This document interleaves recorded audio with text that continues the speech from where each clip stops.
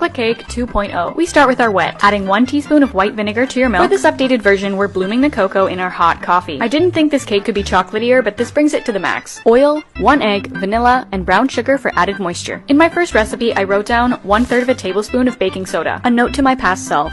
That equals a teaspoon. Backstory, this is the chocolate cake recipe I learned from the pastry chef at my very first job. Or it used to be. I've been playing around with it ever since. Combine the wet and the dry. About 2 minutes of mixing, the sugar granules should be fully dissolved. This makes 1 8-inch cake. For 2 6-inch cakes, I would do 1.5 times this recipe. Bake at 350 until a skewer inserted in the middle comes out clean. Roughly 30 minutes. Chocolate Cake 2.0 has an updated icing. Velvety and decadent. Again, blooming the cocoa with hot coffee, butter, icing sugar, yogurt, and melted chocolate. Look at this texture. Spectacular. This cake is purely for the chocolate lovers. If you just think chocolate is okay, then this cake isn't for you. Yes, it is rich and decadent, but that's the point. Extremely moist and the edges are chewy, intense cocoa flavor. Hands down, my all-time favorite chocolate cake.